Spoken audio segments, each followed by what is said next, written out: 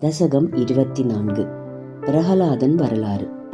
தேவனே, மது என்னும் அசுரனின் பகைவனே, நீ பெரிய பன்றியின் உருவத்தை எடுத்து ஹிரண்யாட்சனை வதம் செய்த பொழுது அவனுடைய உடன் பிறந்தவனான ஹிரண்யகசிபு துன்பத்தாலும் சினத்தாலும் மனத்தின்மையை இழந்த நிலையில் உன்னை கொல்வதாக அசுர கூட்டத்தில் சபதம் செய்தான் அல்லவா? அதை நிறைவேற்ற அவன் கடுந்தவம் புரிந்து பிரம்மதேவனை கண்ணெதிரில் கண்டான்.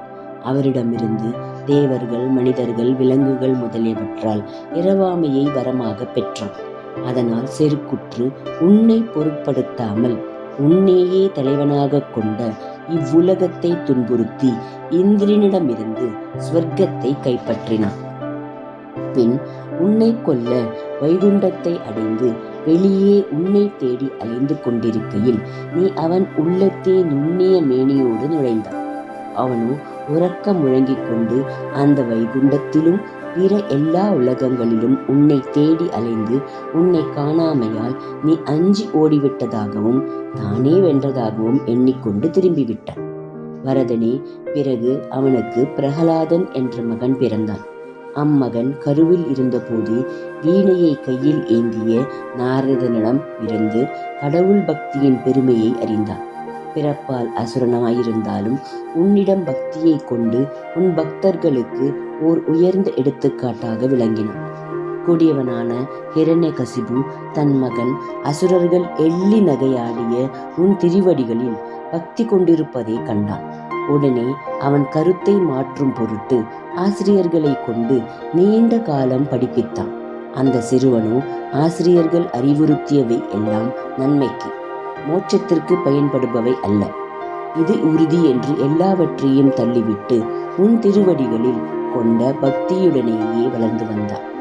அதற்கு பின் ஒரு நாள் ஹிரண்யகசிபு, நீ படித்தவற்றுள் சிறந்தது என்ன என்று மகனை வினவ, அம்மகனும் உன் பக்தியே சிறந்தது என்று விடை கொடுத்தான். அதை கேட்ட ஹிரண்யகசிபு மனம் கலங்கி ஆசிரியர்களை சினந்து கொண்டான். அதற்கு ஆசிரியர்கள், இது இவனுக்கு இயற்கையிலேயே உண்டான அறிவு என்று சொன்னார்கள். உடனே ஹிரண்யகசிபு உன் திருவடிகளையே அடைக்கலமாக கொண்ட பிரகலாதனை கொல்ல பல வழிகளை கையாண்டான். விபுவே, பரமாத்மாவே, அந்த பிரகலாதன் சூலங்களால் குத்தப்பட்டான். திசைகளை காக்கின்ற யானைகளின் கூட்டங்களால் பெரிதும் மிதிக்கப்பட்டான். பெரும் பாம்புகளால் கடிக்கப்பட்டான். பட்டினியாலும் நச்சு கலந்த உணவாலும் துன்புறுத்தப்பட்டான். உயர்ந்த மலையினின்றும் உருட்டி தள்ளப்பட்டான். ஆயினும் உன்னிடத்தில் தன்னையே ஒப்படைத்திருந்ததனால் அவன் சிறிதும் துன்பத்தை அடையவில்லை. அதற்கு பின் பிரகலாதனின் தந்தையும் கொடியவனுமான ஹிரண்யகசிபு செய்வதறியாது ஆசிரியர்களின் ஆலோசனைப்படி அவர்களின் இல்லத்தில் வருண பாசங்களால் அவனை கட்டி வைத்தான் அல்லவா? அந்த பிரகலாதனோ ஆசிரியர்கள் அறிவில் இல்லாதபோது தன்னோடு இருந்த அசுர சிறுவர்களுக்கு உம்முடைய பக்தி தத்துவத்தை, சிறந்த ஆன்ம ஞானத்தையும் கற்பித்து வந்தான். தந்தையான ஹிரண்யகசிபு சிறுவர்களின் கூட்டமெல்லாம் உன்னை துதிப்பதில் ஈடுபட்டிருந்ததை கேட்டறிந்தான். சினத்தால் குருடனானான். குலத்தை கெடுப்பவனே, உனக்கு உறுதுணையாக இருப்பவன் யார் என்று பிரகலாதனை கேட்க, உடனே துணிவுமிக்க பிரகலாதன், எனக்கு உறுதுணையாக இருப்பவன் வைகுண்டத்தில் எழுந்தருளியிருக்கின்ற நாராயணனே.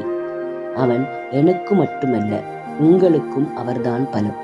3 உலகங்களுக்கும் எல்லாமும் அவனேதான் என்று பதில் சொன்னான்.